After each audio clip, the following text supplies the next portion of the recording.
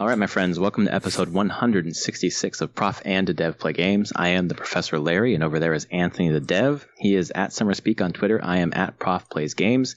I want to thank you for listening to our show, and if you like it, please hit your podcast service of choice and give us some ratings. 5 stars, 4 stars are great. 3 stars don't exist, so just hit us up. Let us know what you think. Really good to have a lot of people listening, and we're going to get right into what we're talking about this week, which is the Game Award nominees, and then Sony skipping E3, and then we're going to move into what we are playing. So why don't we get into all of that right now? So you have the list open in front of you. I do have the list open. So yeah, the Game Awards. What year is this? This is the third, fourth year? Of this iteration? Yeah. Third or fourth Once year? Keighley restarted it. Yeah, exactly. And a side tangent real quick. Did you read today like CBS is having some sort of Gamers' Choice Awards? What?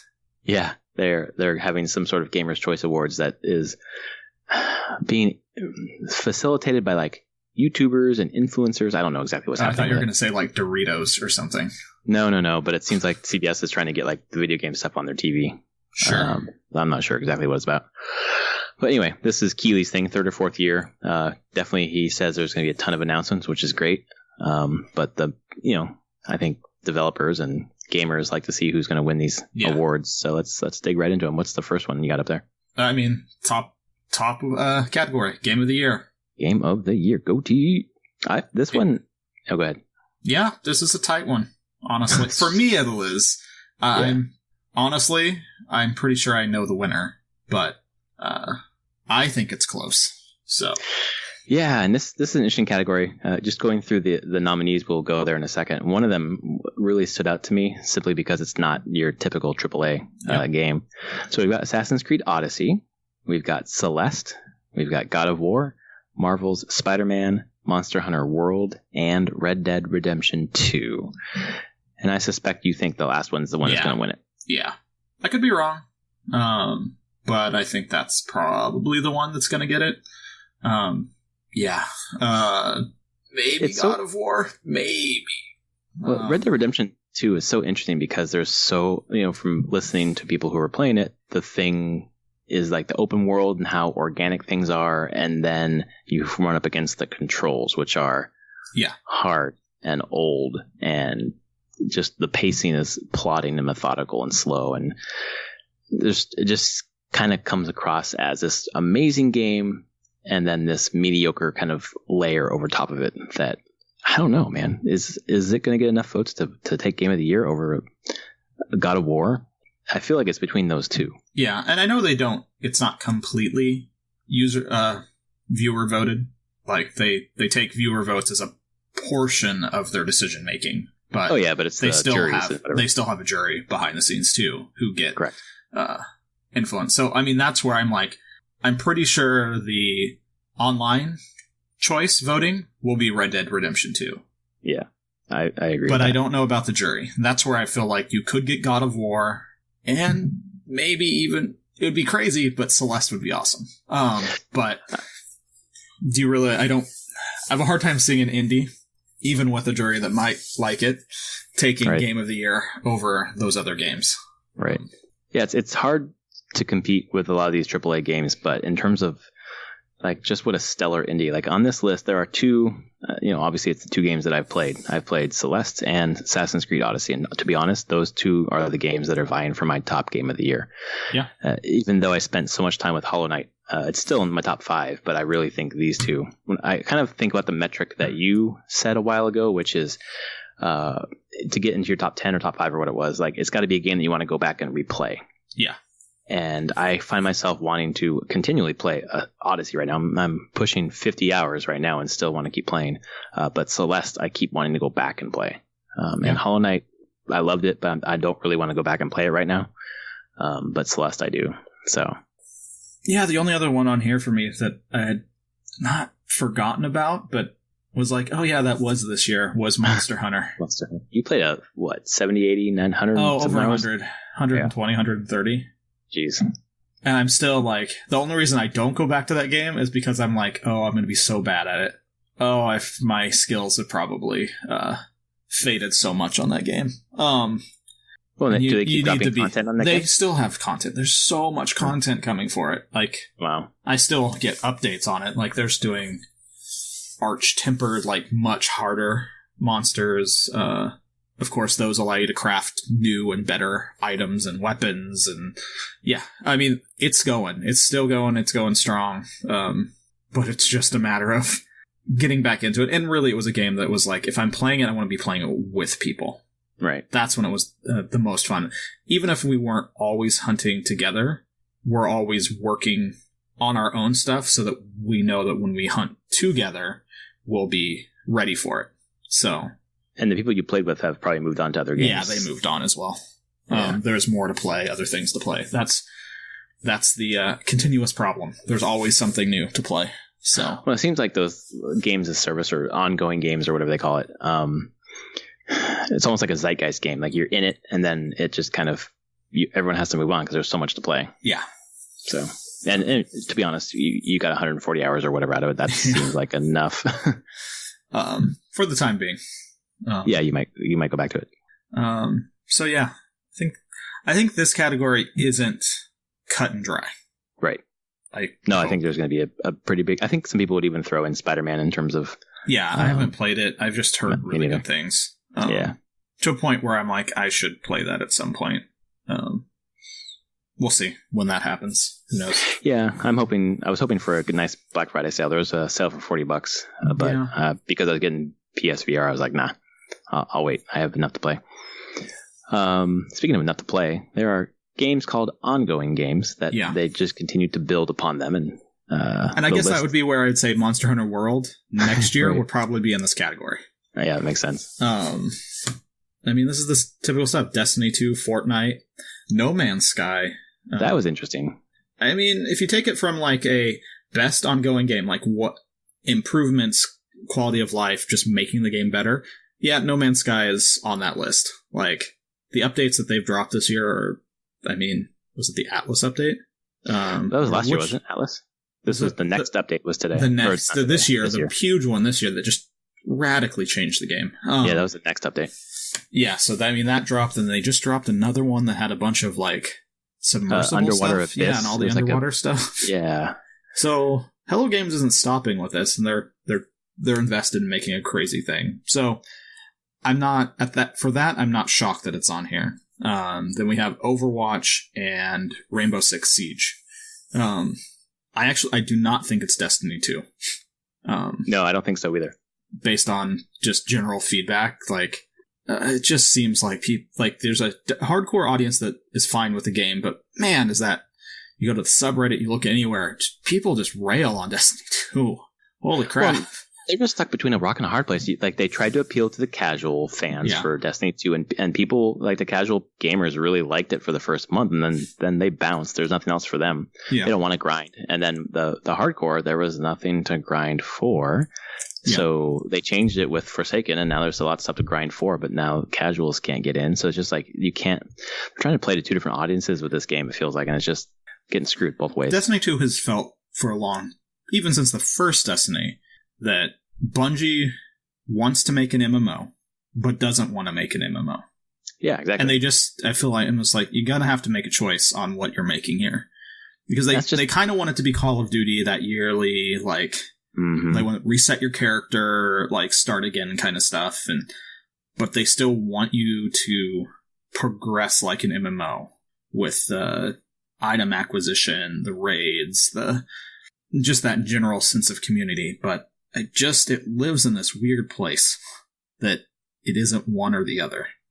So I feel like in a lot of the choices in that game, and even Destiny 1, it felt like that they were trying to decide which way to go, one way or the other. It was almost like I don't know if this is fair for the dev side, so you can tell me if it is or not, but kind of like some decisions being made by committee and just not really knowing which way to go and not having a strong enough. I mean, it could be that. I mean, honestly, it's also just it might be a thing of being like, hey, we are trying to walk that line between the two, and it's just not working. Like, right.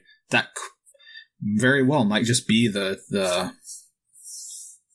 core experience that they want, but learning that is not something that you can get easily and maintain. Right. And so, and there's definitely been some stuff recently with Destiny 2 was that the Activision sales call. Oh, yeah. Where Activision was like, we're disappointed in sales of it, and it doesn't appeal to enough people, and blah, all that stuff. But then you have Bungie going like, Forsaken's great, it's hardcore, it's focused on the main players, so clearly there's some friction there between what Activision wants and what Bungie wants. So, I don't know. It's kind of the meta level, too, of like, the business side wants this and the game developers want this, and it just kind of echoes throughout the game. Like one person wants this, the other side wants this, and it's just they can't decide or get stuck in the middle. Yeah. I think, to be honest, for me, the one that if I were to pick one out of these would probably be a game that I'd never played, and it's Rainbow Six Siege, just because how they keep iterating and changing on that on the fly and just keeping their community pretty damn happy. Yeah, it's shocking how happy they've kept that community. But I mean, Fortnite's got to win, right? I would assume so.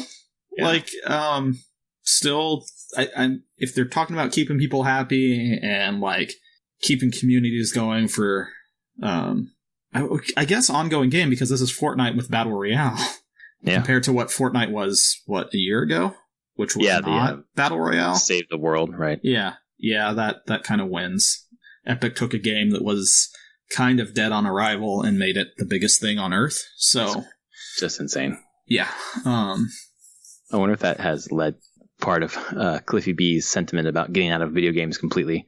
Because he had worked on Fortnite and then left at some point. And he tried to do Lawbreakers. Yeah. Radical Heights then to the... Yeah. And everything crashed and burned. Yeah. So, I don't know. Next one is Best Game Direction. Outstanding Creative Vision. It's A Way Out, Detroit Become Human, God of War, Marvel Spider-Man, and Red Dead Redemption 2. So, a couple of hard choices in this category for me. I've only played 2 of the games on here. It's the Detroit Become Human and God of War. But my choice would probably come out of one of those 2 in terms of direction of the game. Because for me, God of War did something that no one else has really done, which is that single shot. Yeah, that's why I'd give God of War this. Like, even though I couldn't play a lot of it, just from the intensity level of that game.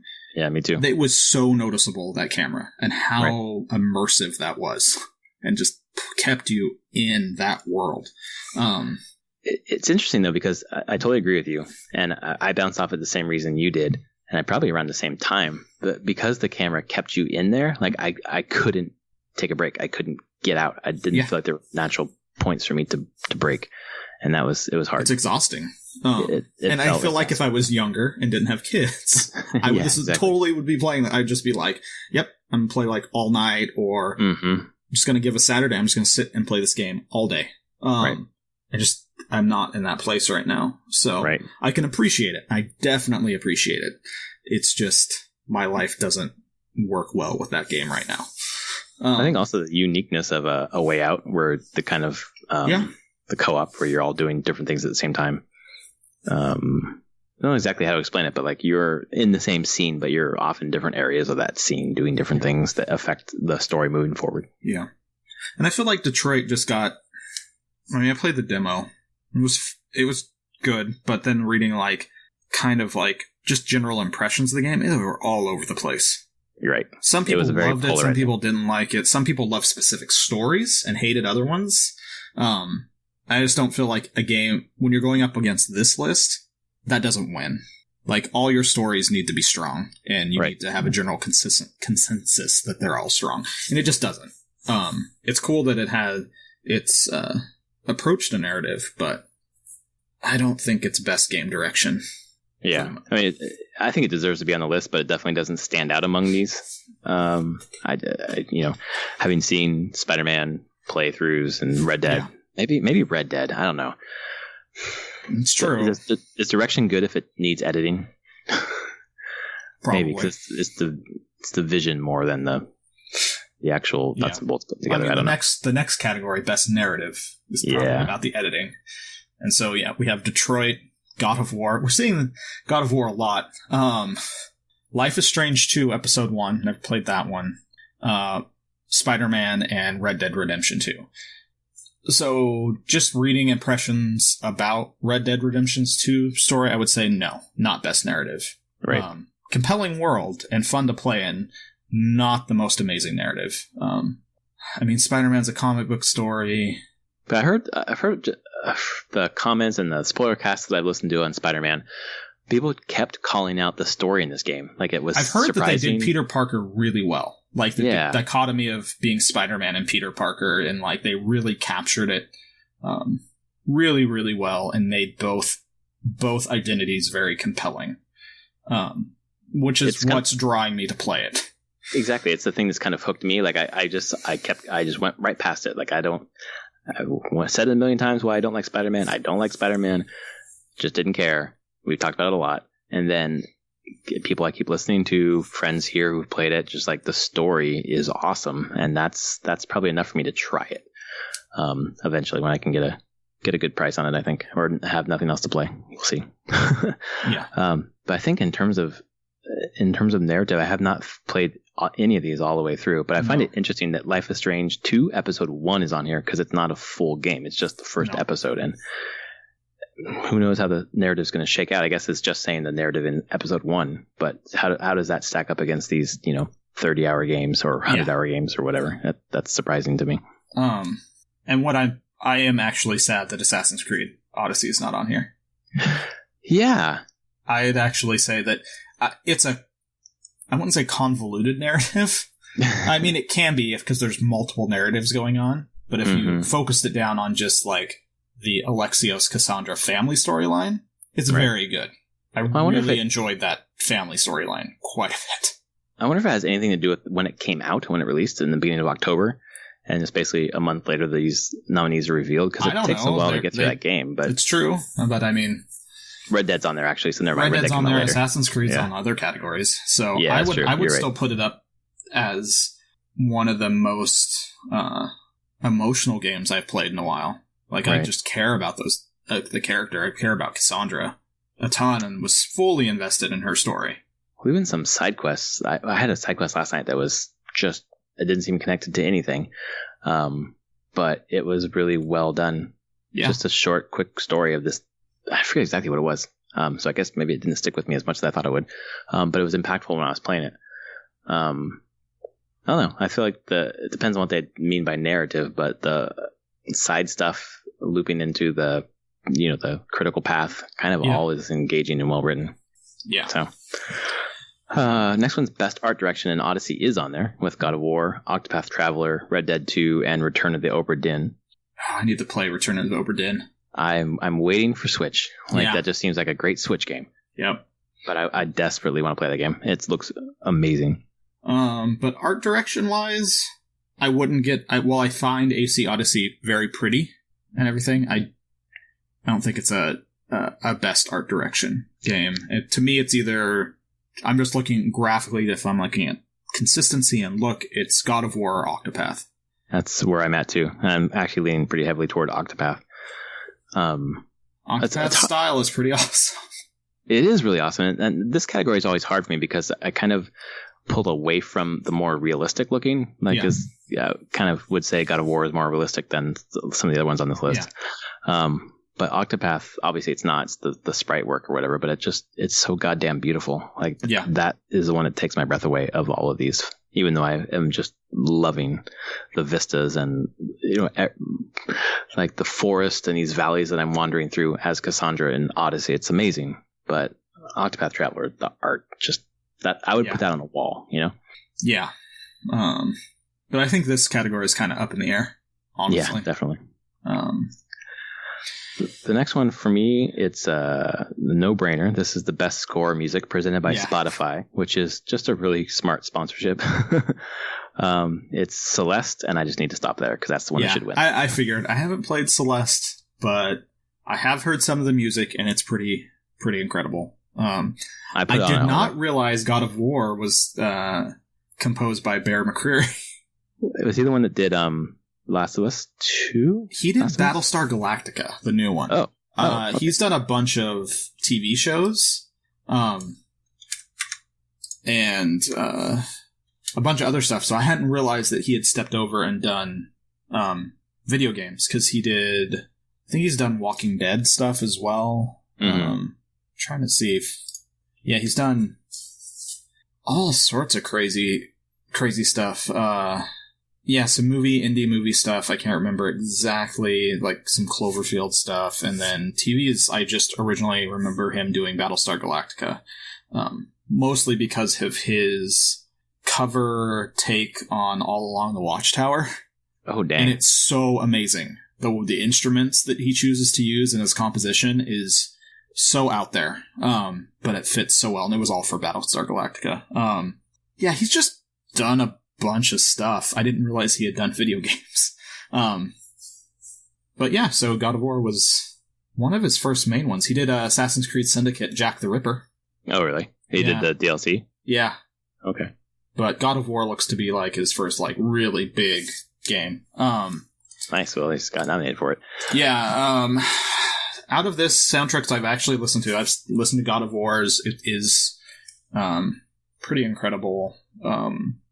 Ni no Kuni 2 I've listened to from Joe Hisaishi. Mm-hmm. He's the composer for most of Miyazaki's films, Studio Ghibli. Right. Which fits for Ni no Kuni. Yeah, of course. And he just has a style I love. Octopath Traveler, while I enjoyed it, I don't think it's best of the year. Like, it's good. But if I was, like, comparing it to that same studio they did, Bravely Default, I would look, Bravely Default's soundtrack is better than Octopath Traveler's. So. Yeah, I guess that's the test is how often do you find yourself listening to it on, like, a streaming service or YouTube or whatever. And honestly, with Celeste, I probably listen to it like once every 2 weeks. That's pretty good. And the rest of them, I mean, you're like, no, not really. Yeah. So we'll see. I hope that, I think in this category and a couple of like art as well are places where indie games can really hold up against the AAAs. Because it's just, I don't know. I feel like the chiptune, not really chiptune, but like the more electronic kind of Celeste soundtrack as against like a God of War with a lot of I don't know, maybe more traditional instrumentation. Maybe it feels like there's a huge gap there, and that the traditional music or traditional instrumentation might have the edge, but it's just music is just so many different types of music is awesome. Yes, and it's just it all seems to be at like a really high level compared to like the visuals of Celeste versus the visuals of God of War, or in those other Game of the Year kind of stratifications. It seems like music is a place where the little guy can squeak out a win. And Lena Rain, she's I follow her on Twitter. She's up here in Seattle. She's a local. Oh, nice. A local composer. Done a number of indie things. And worked for miscellaneous companies around here. I believe she did work on ArenaNet and Guild Wars stuff. I'm pretty sure she did. I saw her name in that whole debacle. Yeah, so it's been cool to see her get a bunch of praise for this soundtrack, because it is good. I've listened to it on her Bandcamp, actually. I don't really have much to say about best audio design. Yeah, me neither. It's like bullets and cars. How good do your thwacks sound? Do they have meat behind them? Right. I don't know. Best performance, though. Oh, hell yeah. Malaka. Malaka. God. Haide. No, fucking. She has got Melasanthi Mahut? Yep. That's Cassandra. Yep. Hands down. Oh, my God. Yep. I've heard Lowenstein. His is good. I've heard Arthur Morgan. Obviously, Christopher Judge is really good. And Connor was good in Become Human, but fucking hell. Cassandra's voice actress is really fucking good. Yeah. God, it's so good. That's the range. Like, she's just all over. It's like sarcastic, kind of like sardonic, and like just, happy, sad, angry, like just everywhere. The whole range. She is goddamn great. I mean, you got testicles. You saw that part. God. Oh my God. Slapstick is so good. That little story arc surprised the shit out of me, because I wasn't expecting it to be like, you need to go and win something in the Olympics. It was like, bring this dumbass over there. Okay, get over there. Come here for a hug. Oh my God. Just love it. Please tell me he can swim. Just blood in the water. And then sharks come. It's just like, God, this game is ridiculous. And it's just perfectly timed. Then it's like, hey, we need to cut the tone a bit and just be put some slack sticks, put some humor in here, Right. lighten the mood a little bit because it's been pretty heavy for a bit. Well, it made me really happy that I didn't get the slave in trouble to give me the oil for the guy when she said she was almost free. I was like, you know what, forget it. I don't need the oil. And it didn't matter anyways because he died. Yeah, hilarious. And when that happened, I was like, wait a second. Anthony told me he really liked the storyline. There's got to be more to. Nope. This is what he liked about it. Yep. Oh my god, so funny. So hopefully she wins because she's amazing. Games for Impact, we've got 1111 Memories Retold, which is about, I think it's World War One, done by Valiant Hearts guy. Got Celeste, obviously we talked about that, about anxiety, depression. Florence, about relationships, which is crazy that Florence is on this list as a kind of small, downloadable iOS Android game. Get through in about 45 minutes to an hour. Life Strange Episode 1, and then The Missing, J.J. Macfield, and The Island of Memories, which I've never actually heard of that one. I've never heard. It's Arc System Works? Really? Yeah. There's a Guilty Gear, guys. Yeah. So in the middle of it, turns into a fighting game. Sure. Okay. Honestly, it's between Celeste and Florence for me. Obviously, I haven't played any of these, so I have no clue. Yeah, Celeste. The story of Celeste really hit for me because it's about anxiety, depression, panic attacks, which is like in my wheelhouse, unfortunately, and it really told a great story about that without being heavy-handed, and it's like integrating it into the game where like you know it's a difficult game and you're worried about it, you're anxious about it, so you can like turn on the assist and help yourself get through the game, and then the game just tells you you can do it, you've got this, and then you just it's just melded into the mechanics so well. Nice. I hope to Christ it wins such a good game. And then we got Best Independent Game. You want to read us those? Celeste, Dead Cells, Into the Breach, Return of the Obra Dinn, and The Messenger. Out of those, I mean, I've only played Dead Cells. It was good. I don't think it's Best Independent Game, though. When I compare it to even what I've seen of Celeste, I think Celeste takes it, and I don't think it's Into the Breach. Obra Dinn is completely out there to me. Like, I really want to play it, but he said on Switch when it comes out would be awesome. Yeah. Because it could be. The Last Guy's game really impacted me, so maybe I have high hopes, and I haven't actually really heard much about The Messenger, so... Yeah, I just heard about the Switch halfway through where it becomes like 16-bit and a little bit Metroidvania. I heard it's good, but I played the first three, Celeste, Dead Cells, and Into the Breach. They're all great. It's for me, it's really easy. It's Celeste. It's just how stunning that game is in terms of the mechanics, the music, the visuals, the secrets. There's so much like in that game. There's like the standard levels, then you get the B sides, and then you get the C sides. And it gets harder and harder, and the replayability on that game is just through the roof. If you like platformers, this is you have to play this game. And which I don't know if that's perfect for me. No, but I do appreciate the game a lot though for what it does, and watching speedruns of it was even better. Well, yeah, absolutely. I loved. That's one of the first speed runs I watched this year. Was just it was like a 21-minute TASBot speed run, I think, of this game. Yeah. But no, I think about Celeste and I think about Hollow Knight, and of those two games, I think I like Celeste more, even though I loved Hollow Knight. And Hollow Knight's the one that I recommended to you because I think that's a game that you would like. I don't know if you would like Celeste, so.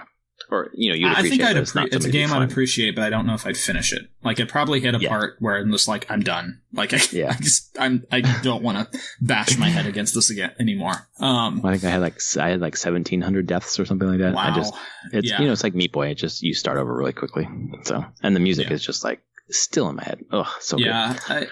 Like I said, I need to play Obra Dinn badly. Yep. Only because Papers, Please, like, deeply affected me.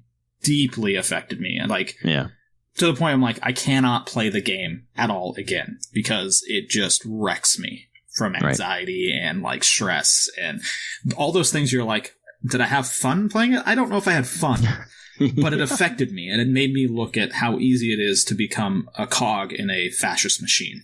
Right. So, I think we're seeing some of that right now. And it's important to, I don't know, realize how easy it is to slip into that kind of, and not think about it. And that game pushes it to the forefront of being like, oh, your small actions matter. And what would you choose when it is that or let your family die and starve? So, Yeah, it's a harsh game, and so that's why I have some hopes for Oberdin probably being similar in some ways of manipulating me emotionally. Right, it's so interesting because basically the ship comes back and you're like an insurance adjuster, like figuring out how people died. Yeah, and I'm trying to figure out how that fits into the games for change category, and the story must just take a crazy turn considering Lucas Pope's it probably just builds on top of and pushes on certain things so that you would honestly hopefully bring out your empathy right, and humanity and people around you. That's my thought without playing it, but right. It'd be in his wheelhouse. Yeah, absolutely. Will you give us the next category? Mobile, which I have not played any of these. Donut County, Florence, Fortnite, PUBG Mobile. Nope. Reigns, Game of Thrones. Although I'm very close to get Reigns, Game of Thrones. I'm so close. Downloaded it. Haven't started that one yet. Okay. But I loved Reigns. I love Game of Thrones. This probably should be my game of the year. But to be honest, Donut County, you just drag in a circle around and sucking things into the circle. It's like Katamari, I guess. Yeah, it is. That's what I've always thought of it as, was in the vein of Katamari. That type of game. I like the writing. I think the writing is really funny, but the gameplay itself is just I thought it was pretty boring. And I played probably half an hour and just haven't gotten back to it. Florence beat it in one sitting. Fortnite on mobile, I'd rather play with sticks in my hands. So I'm just going to go, and I hope it's Florence because the story, and I like the story of the people behind who did it. But honestly, Game of Thrones, I would like to see them win something just because I like Game of Thrones. Yeah. And it's building on the old game, but Yeah. It was I was not expecting them to do a licensed Reigns, so. Right. But it just fits so well. It's so smart. Yeah. I'm going to actually say that we revisit the next category next week, which is VR AR. That's a great idea because you're going to be playing some of these games, I'm sure. Moss and Astrobot, Tetris Effect. I will have played all three of those games before next week, for sure. Okay. I forgot. Beat Saber. God. Yeah. Well, my PSVR, I didn't get the bundle with the sticks or the Move controllers because I want to play I want to start slow and then move into those later. Yeah. But I'll get into it later. But yeah, we'll revisit that category next week because I'll have a lot more to say. Next one's action.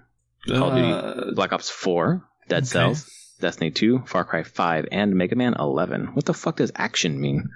I'm just going with Dead Cells. Yeah. Hands down. Of this list. Yep, that was the best on this list for me too. Yep. That was a quick discussion. All right. This one's going to be really easy too. Best action adventure game, Assassin's Creed Odyssey. Okay, you can stop. No, there's God of War, Spider-Man, Red Dead 2, and then Shadow of the Tomb Raider. This is a pretty stacked category. It is really. This year has been stacked, man. I thought last year was. This has been a That's going to be a hard category. I don't know. Like, honestly, it won't be Shadow of the Tomb Raider. I'm sorry. Compared to the other ones, but those other four, sure. Any one of them. It could be any one of them. Absolutely. I just suspect it won't be Assassin's Creed because I feel like probably not. It's perennially a pretty good game. Unity not included, perhaps, but it doesn't seem to get these kind of awards or buzz. No, not really. Because I don't know why. I could see some people arguing for it, but I don't think it will win. It's going to be God of War, Spider-Man, or Red Dead 2. So, which is funny to say that between God of War and Spider-Man, there's two Sony exclusives on this list. Right. Sony is doing pretty well this year in the Game Awards and just in general. Best role-playing game. Dragon Quest XI, which I'm waiting for Switch. Yep. Monster Hunter World, done for me, I think, honestly. Ni no Kuni 2, Octopath Traveler, good, and Pillars of Eternity Deadfire, which the itch is starting. I'm like, I should get back to that and finish it. But I think for me, it's Monster Hunter. I put so much time to that game, and yes, it's not like this epic story and everything, but man, is it a fun game.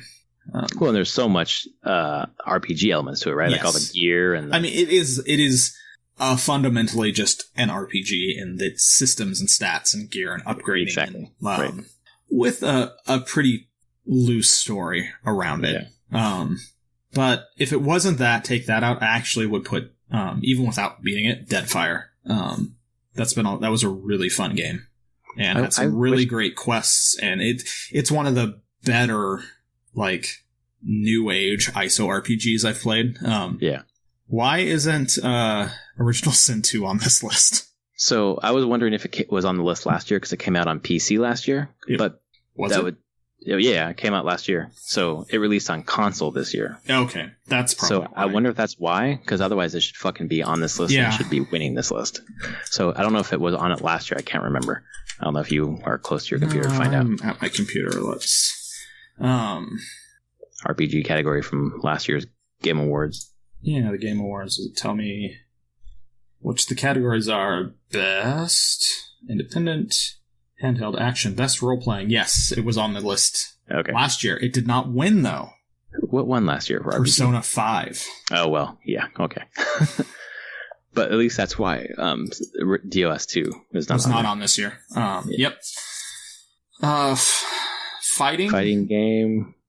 I don't know. Geralt's in Soul Calibur 6. I'll choose that one. I don't know. I haven't played. Has Street Fighter improved over the year? Oh, I played Street Fighter.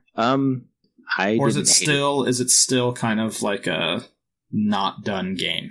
I think it's done. They're still adding characters and stuff to it, but I feel they fixed a lot of the system issues. Okay. I feel like it was like done like a year later. But as a casual gamer, like I didn't really notice the difference. For me, I want it to be either BlazBlue or DBZ, just so Arc System Works gets an award. Yeah, they do a lot of good work in this area. I still have from this list. I have 5, but I'm hoping to pick up Soul Calibur 6 eventually, just to play as Geralt. Next category is the best family game, or basically best Nintendo game. It's Mario Tennis Aces, Nintendo Labo, Overcooked 2, Starlink Battle for Alice, and Super Mario Party. I don't know. The only one I've actually played is Labo, because my kid has it. That's true. That's a good family game, then. It is a good game. It was actually a lot of fun. I want to try Mario Party, though, because I think that would be really good. I'll bring it up when I come up to your house in like 5 months or whatever, so we can play it there. But it's good. Wait, so if you did that, does it allow it to go to another Switch for the games that allow us to like hook them up, or do we both need Mario Party? I think you both need Mario Party. Okay, too bad. Yeah, I'm not entirely sure, but I'm like 90% sure. Okay. So yeah, I don't know. Honestly, for this one, my thought is it's going to be Mario Party. Interesting. Okay. Just on general feedback on the whole thing, and like looking at the other ones, it could be. No one talks about tennis. No.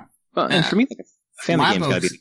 Sorry, go ahead. Labo's continuing, but again, I don't hear a lot of people talking about it. Mm-hmm. Overcooked 2 came and went. Yep. Might be fun. Starlink doesn't seem like it's making an impact. The only one on here that seems like it's like I still hear somewhat about is Mario Party. And that might just be nostalgia because people like Mario Party. But one is the best one in a long time. They kind of hit. They need to make some improvements to it. I hope they do DLC for it, but they've kind of come back to home to roost a little bit. But for me, like best family game is like the game that your family comes around and plays, and it's for me it's either Labo or Mario Party. Like the rest of them, I don't. Overcooked 2 is like a 2-player game. Starlink, I didn't realize it was more than 1 player, so I don't know. Next one seems to be up your alley. Yeah, best strategy game. BattleTech, Frostpunk, Into the Breach, Banner Saga 3, and Valkyria Chronicles 4. A lot of good games there. There's a lot of good games. It would not be the Banner Saga. I have not played 3. I haven't played 2. I didn't like the Banner Saga. I am one of those people. Mm-hmm.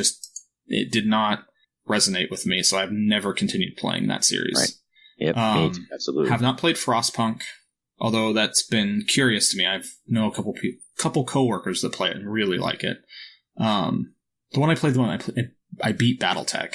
So, and I'm looking forward to its first expansion in next week. Oh, shit. That's pretty soon. A week from Tuesday, I think. Mm-hmm. Maybe. What is today? No, a week from Thursday. There'll be the first expansion for it. And as a strategy game, it's really good, and I never thought I would see a BattleTech game on Best Strategy Game, unless I'm just going to be honest. So you got to put your boat behind it then. Yeah. Valkyria Chronicles 4 sounds really good. As good as more true to form to the first one, and that's another one that I hope to play at some point. Did you get the demo yet on Switch? I think I've downloaded it. I haven't played it. Okay. It's a long fucking demo. I'm sure. Several hours long, so you get a good taste for it. I played probably an hour. I like it a lot. I think that's smart the way that they have your action points are basically, instead of like each person moves, you just have a pool and you can use them all in the same person or whatever you want to do. And it just switches makes up the strategy. Yeah, and it follows the first game, like that basic system of all the games, which is you can spin the points on the same person over and over, but it becomes less optimal. Yeah. Like, you don't have as much stamina. Like, the whole thing. They do a great balance there. So. Yeah, it seems like a really smartly put together game. It is. For me, I spent the most time with Into the Breach. And in terms of the strategy, like, at the beginning, I was kind of just brute forcing my way through and obviously getting nowhere. Once I started to stop and really slow down and think, you just kind of hit that zone like I did with Tetris last week, where it's just like you're just in it and time melts away. And it's just really smartly put together. I love that game. I don't know if you've got a chance to play that one yet. I have not. I need to get it's on. That's another one I plan on getting on Switch because I know it's on there now. Oh, it's so good on Switch. I'm gonna skip Best Sports Racing because I don't think we really play those games. Multiplayer game. Well, I know what you would pick on that one, actually.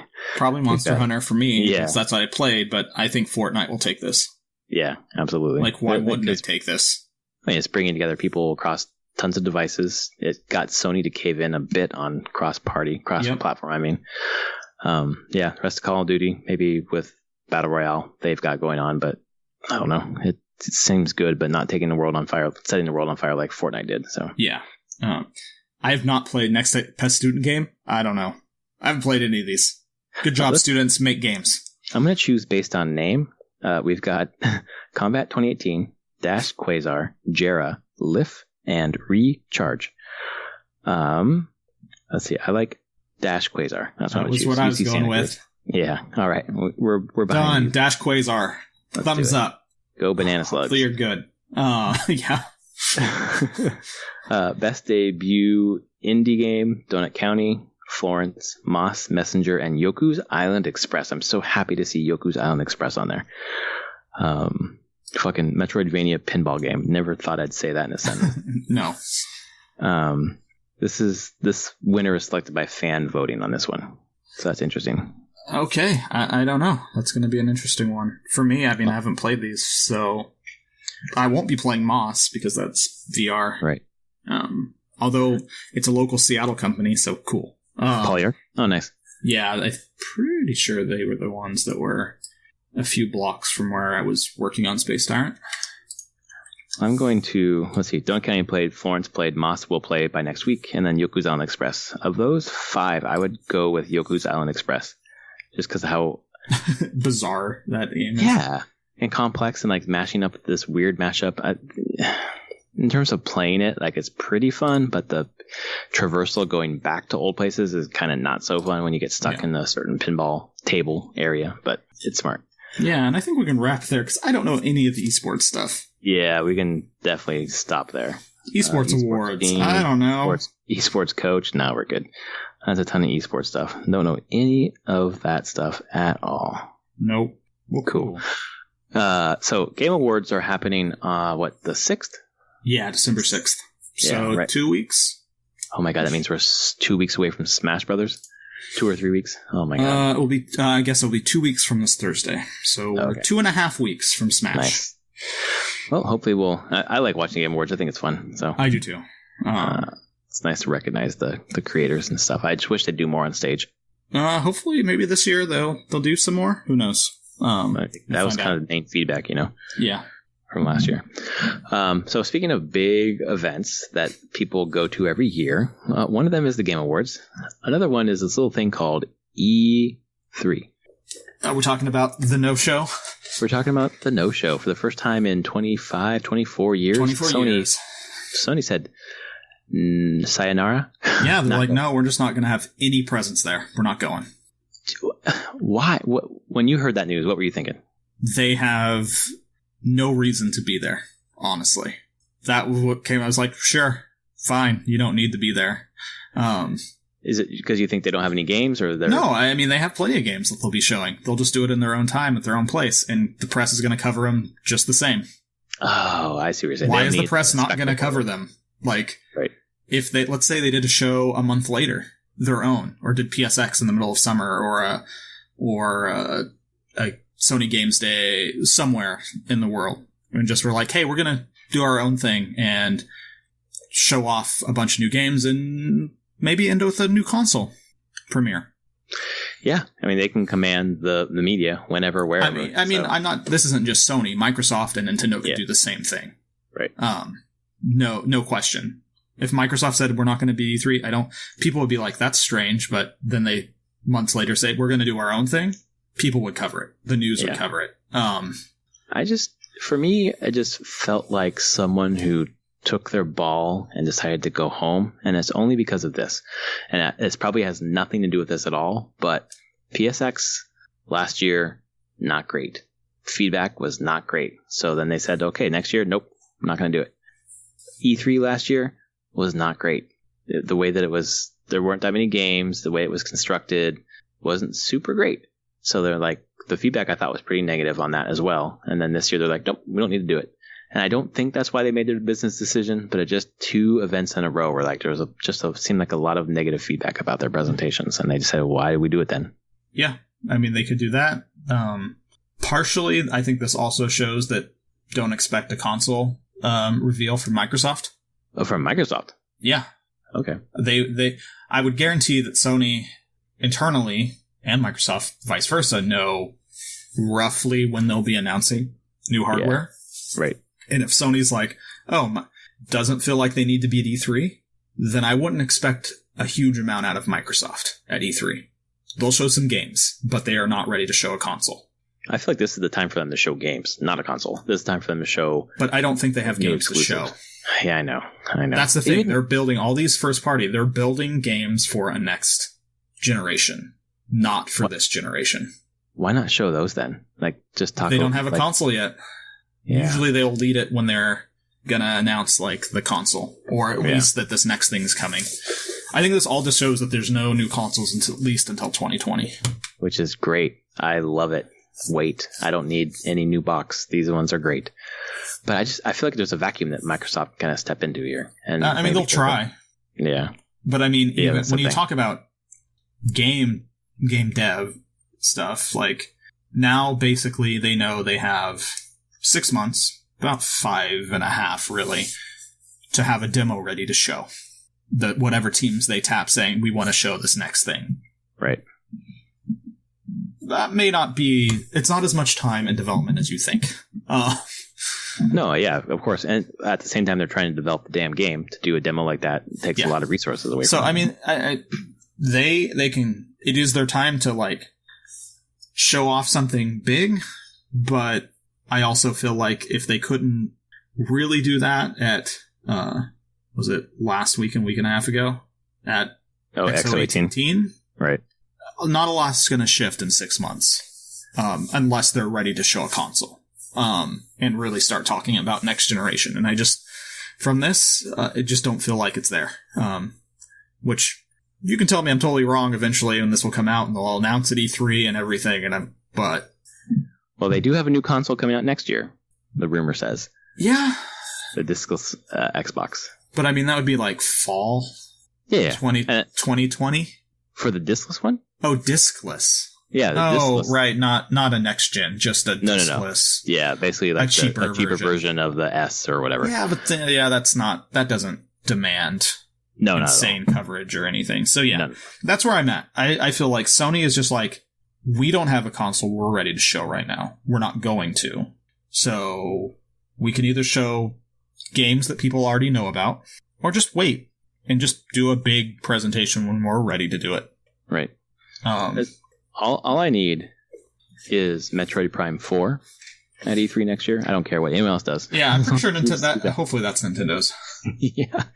And maybe some Smash or Mario Kart DLC. But I guess I just care about Nintendo next year. Whatever. Yeah, I mean, this opens for Nintendo, but I don't feel like Nintendo was hurting. So no, they were not hurting. So it just I think it just shows that E3 is not as important as it used to be. No, because it used to be back even in like the mid 2000s and early. Like that's just where all the press was. Like, that's where they would go and do the interviews, and stuff would get published into magazines, and now it just doesn't matter. Like, if you're one of the big companies, you can just decide whenever you're going to put information out, and, well, there's the internet. It will get covered. People will hear it. They'll read about it. So right. Just dissemination of information is just like so many niche areas. There are people who are going to find the information they want. Like PSVR. Like, now that I actually care about PSVR, I'm finding like podcasts and blogs and whatever else that I wasn't attuned to. So there's an audience craving information about everything. So they'll find it no matter where and when they do it. Yeah.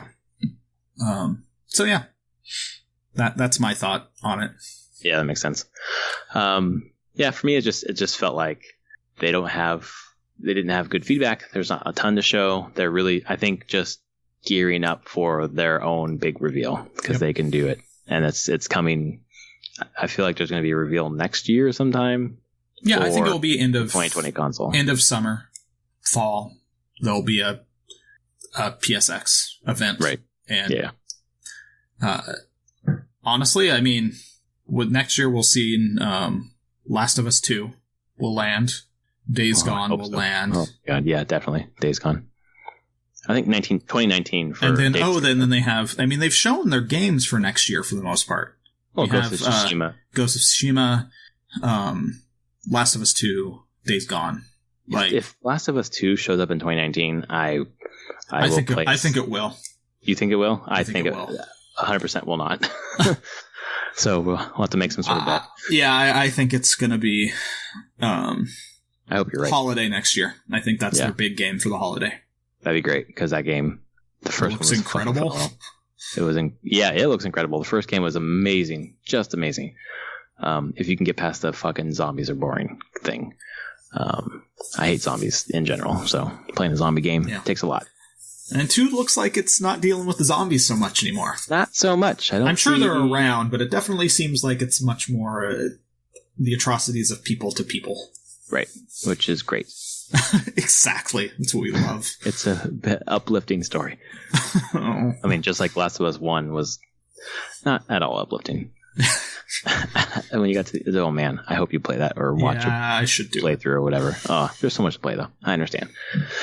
Yeah, so that's E3. That's the Game Award nominees. We're going to move into what we have been playing now. And I've been playing quite a few things, so I'm going to start with you. I've played, let's see. Well, lots of more Diablo 3 on Switch. Nice. Because I can't stop. Another level 70 character, or are you still going? I have now Monk level 70. I'm at Paragon level 200, I think. I haven't gotten that high in solo rifts, though. I'm still like, my max solo rift I've done is 39, which is, I don't even know where that fits into the torment levels anymore. I don't know, I'm just gearing.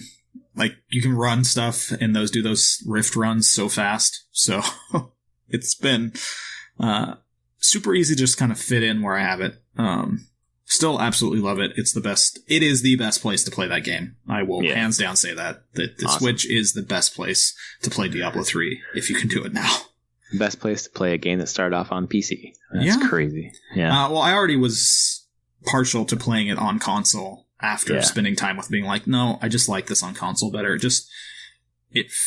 I would not say the same about Diablo 2 probably. But Diablo 3 feels much more like a extreme power fantasy game. Right.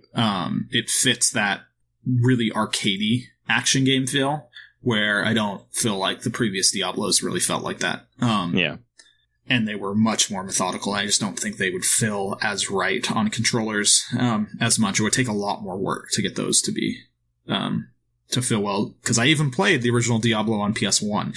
And I had comparisons to, because I had it on PC, and I was not a fan of it on PS1. Yeah. I had family, a cousin who only had it on PS1 and loved it. Me too. My cousin played it on PS1. But the thing is, if you hadn't compared it to playing it on PC, sure, it's great. But having played it on PC and lots of hours, it was not great. There's a weird confluence of time with my cousin playing Diablo 1, where he was in the living room playing Diablo 1. And I was in the bedroom playing Diablo 2. So he was playing Diablo 1 obviously way later. But then he came in and saw me playing Diablo 2, and he's like, "That looks better." He started playing Diablo 2, and then the whole summer we just spent playing Diablo 2 for like 6 hours a day. Good. Oh my god, it was amazing. So yeah, I feel like Diablo 3 fits the console playstyle really well, and then that fits the way that they've structured their in-game in Diablo 3 with doing the rifts and the quick runs. I mean, typical rift run for me is like 4 or 5 minutes. So it fits very perfectly into pick up, put down. Right. Time frames. Super happy about that. What else did I play? I played some Mario 3. Because I have the online stuff. Oh, nice. And I was like, I can get out there. What's on here? Oh, Mario 3. So I played like 2 levels of Mario 3, and I'm like, I am so bad at these games now. I used to be so good at Mario. Like, I mean, I beat all the original NES Marios as a kid just fine. Now I'm like, oh, holy cow, this is going to take some work to get good at again. Don't be Celeste then. Yeah, but it's... but man, does it run well. Like, just the whole flow of getting into the game and playing on that whole system on the Switch is fantastic. Holy crap. It's really quick. It is so snappy. It's snappy. Taking save states is so easy. So nice. Just the whole thing, I'm like, wow, they put a lot of work into this. This is great. I was skeptical about buying Nintendo Switch Online, but then after playing the NES stuff, and even though it's NES games, it's really well done. It is so well done. I'm like 3/4 of the way through The Legend of Zelda on that, and that's the first time I ever played it. Good game, in case y'all didn't know. Might have a legacy there for a reason. Yeah, exactly. So yeah, I played some of that, mostly Diablo 3, more Magic. I'm currently 28-8 with my vampire deck. Damn, that's pretty dominating. It is.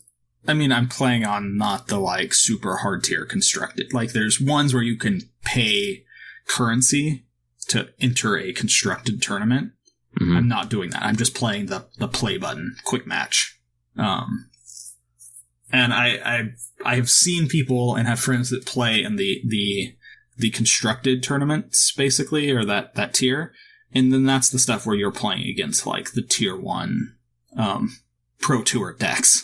And I don't think my deck holds up to those. But it will hold up to the just general stuff people are making. So that makes me happy. Sounds like it's pretty fun to play. It is fun to play. It's very fast to play on Magic Arena. So, like, games, unless you grind out. I did have a game where I think I conceded eventually because I was just like, I got to get out of this game. This is taking forever. They were at 56 life, and I was at 71. Oh my god! And I had a 28 strength life linker. Like, I couldn't win the game because they were also life linking and gaining tons of life, but they couldn't win the game because they couldn't kill my guy either. So it just took one person to just say, fuck it. I was just like, I'm done. I just get me out of this. It's not like I'm losing anything. I lose a little rank, but I'm like, I do not care. I do not want to be here. It's like a war of attrition. Yeah. An attrition that is going opposite, as in we're both getting more life as the game goes on. Right. So yeah, that's where I spent a fair amount of my time. And then, not digital related, I spent some time with... got a new D&D book, which is called The Guildmaster's Guide to Ravnica, and it's a D&D book about a magic setting. Right, because I remember Ravnica is the current magic setting. They're in Ravnica again. Mm-hmm. So that's been fun to read through. It's a really well done book. Tons of great options if you like playing D&D with characters, and Ravnica just has all the guilds. There's 10 guilds, all with infighting and politics and the whole thing. So it's a big urban setting. That's pretty cool. It's a cool... Yes, the first time. Okay. And to think that Wizards bought TSR back in 98, 99. Mm-hmm.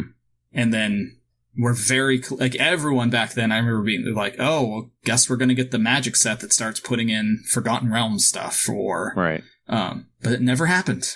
They just really kept the streams separate. Until a few years ago. Then they started putting out free PDFs, which were like, hey, there's this PDF about a magic setting you can use in D&D. It's not official. Like, we're not saying it's completely official, but it's a nicely made PDF. But now this is a printed book. Like, it's one of their big releases, and they're like, here's Ravnica. So, yeah, it's taken a long time, but I'm pretty happy with that. And it makes me go, like, I want to play D&D, but I don't know when that will happen. Well, you're still doing your Star Wars. Yeah, so you're getting your role-playing fix at least. Yeah, but that's me running a game. Oh, right, you want to play a game. Yeah, that makes sense. Yeah, I always feel like there was a lot of story ripe in Magic for more RPG kind of stuff. So that's cool. They have some really good worlds in Magic that can be mined for a lot of cool material. So I always just told myself stories based on the cards that I had. Oh yeah, as I was playing. Yep. Because I sucked, so I had to do something. You got to do something. Yeah.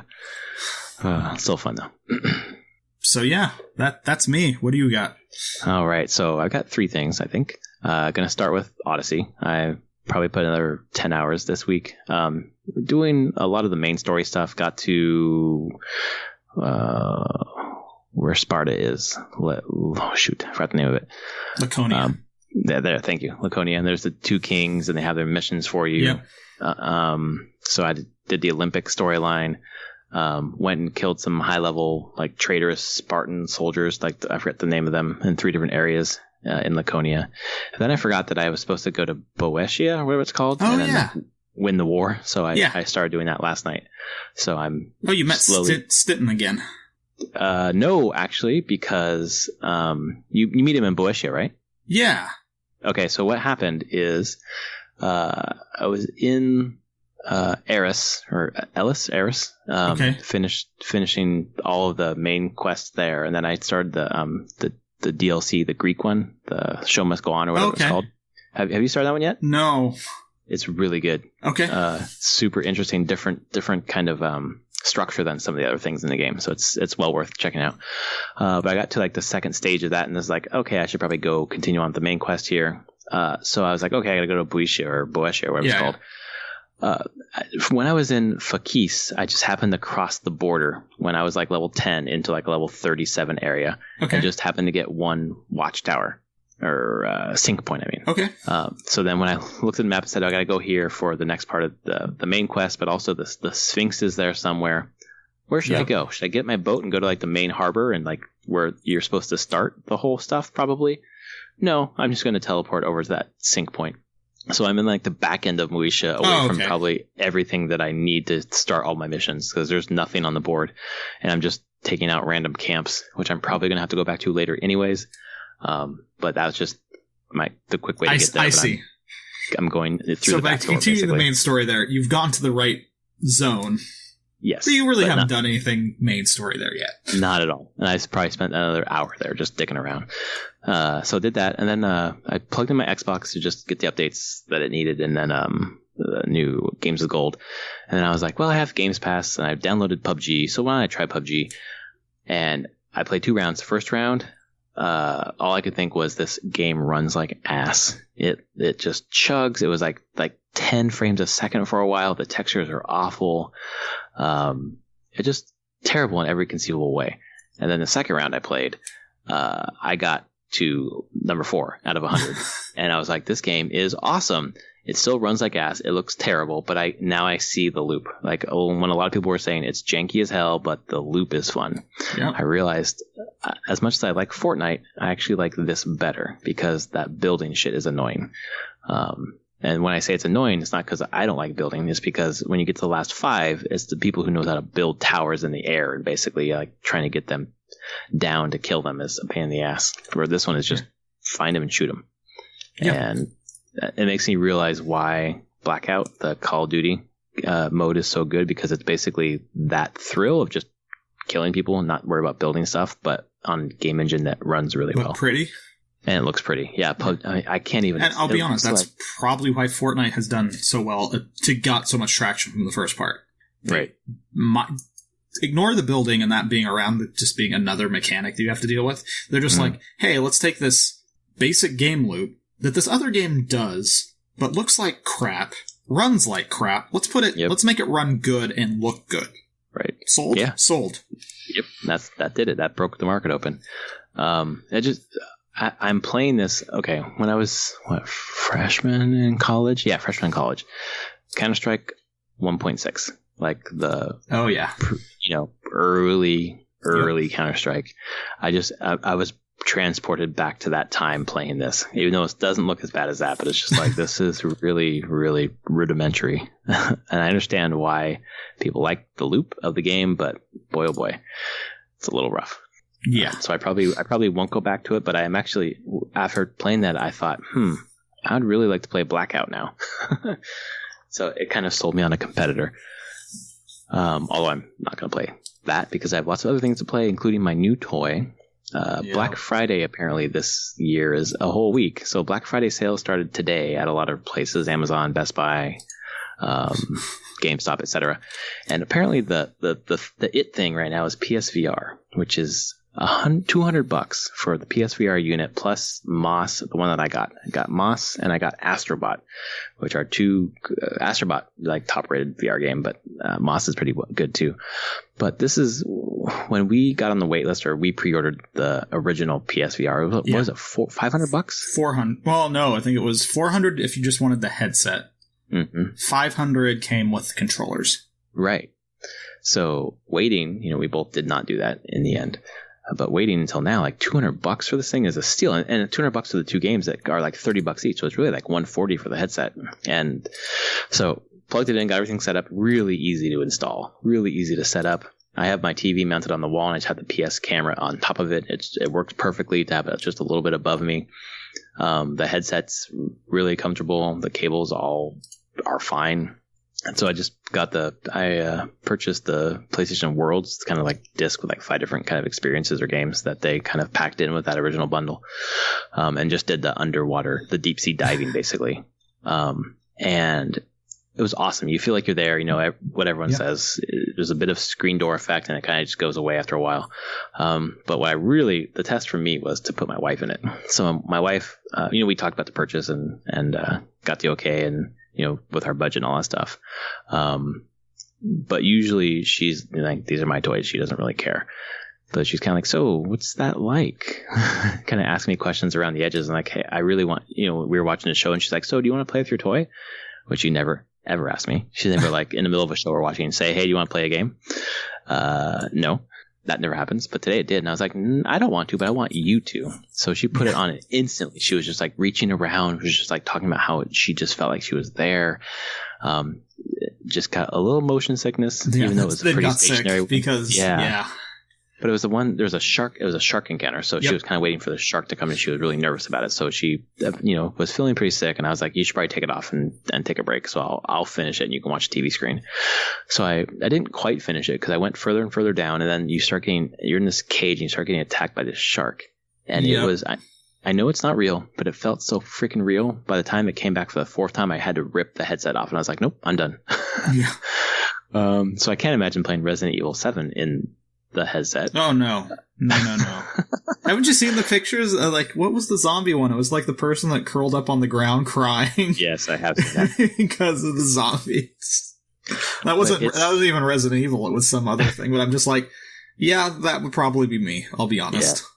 Yeah. I mean, I was like closing my eyes, and like I looked like a moron. My wife was getting a big kick out of it, but she loved it. And so I'm going to try to find experiences that are more like experiences, not games, for her.